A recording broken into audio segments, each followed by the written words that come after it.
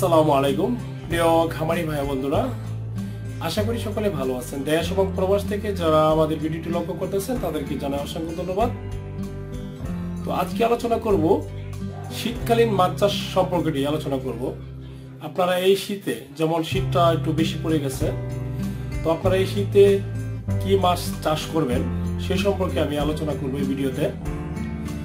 তো শীতকালীন কিন্তু মাছের গ্রোথটা তেমন একটু বাড়ে না, যেমন ঠান্ডা, যেমন মানসিক একটু কাবু হয়ে যায়, যেমন তেমন মাছের উপর একটু প্রভাব পড়তে পারে।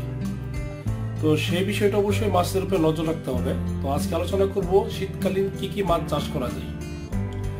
তো নাম্বার 1, প্রথমে আমি বলবো ট্রাইকার সুপার মনোসেক্স তেলাপিয়া আপনারা চাষ করতে পারেন। এদের কোনো রোগ বালাই নাই, এদের শীতে কোনো আক্রমণ করতে পারে না। পরবর্তী ধাপটা আমরা চলে যাই।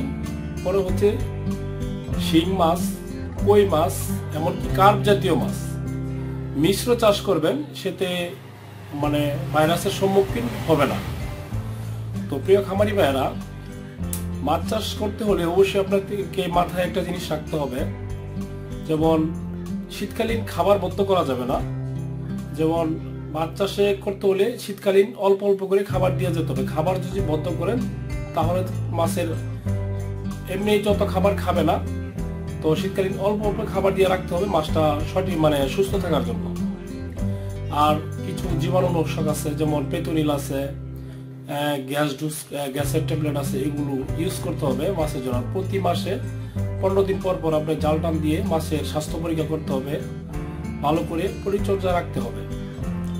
তো খামারি ভাইয়েরা, আপনারা একটা জিনিস খেয়াল করবেন, যদি মাছ চাষ করতে হয় শীতকালীন, আপনি একটা জিনিস খেয়াল করবেন, পুকুরে যে মাছে যে গ্যাস না হয়, গ্যাস হলে দেখা যায় ছত্রাকজনিত সমস্যা, এমনকি ফুলকা পচা, পাকনা পচা, এগুলো সমস্যা দেখা দেয়। তো সেই বিষয়টা আপনাদেরকে অবশ্যই লক্ষ্য রাখতে হবে। যেমন কিছু পটাশ, কিছু লবণ, এটা আপনি বাসায় রেখে দিবেন, মাছকে সপ্তাহ পর করে আপনি দিতে পারেন। আর একটা জিনিস আছে যেমন চিটাগুড়, এটা আপনারা প্রয়োগ করতে পারেন শীতকালীন। এটা মাছের জন্য ভালো একটা ভিটামিন সি দিতে পারেন। এগুলো দেখা যাচ্ছে আপনার শীতকালীন মাছের কোনো রোগ বালাই হয় না। আর আরো অ্যান্টিবায়োটিক পাওয়া যায়, এগুলো আগে থেকে মাছ ছাড়ার আগে মেরে দিবেন।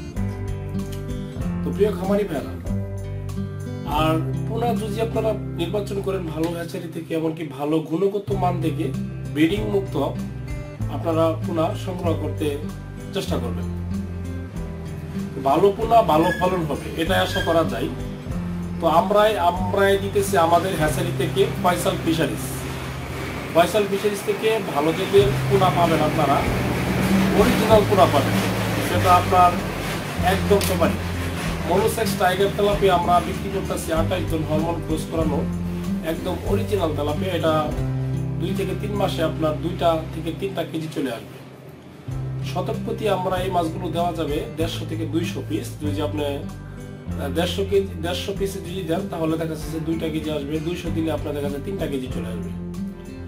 তো এটা আপনারা চাষ করতে হলে অবশ্যই ভালো খামারের সাথে আপনাদেরকে একটা পরামর্শ রাখতে হবে, যোগাযোগ রাখতে হবে। কি পরামর্শ তারা দেয় সেই অনুযায়ী আপনাদেরকে মাছ চাষ করে যোগাযোগ রাখতে হবে।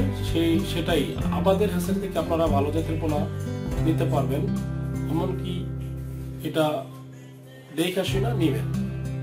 সবাই ভালো থাকবেন, সুস্থ থাকবেন, শুভকামনা রইল। আল্লাহ হাফেজ।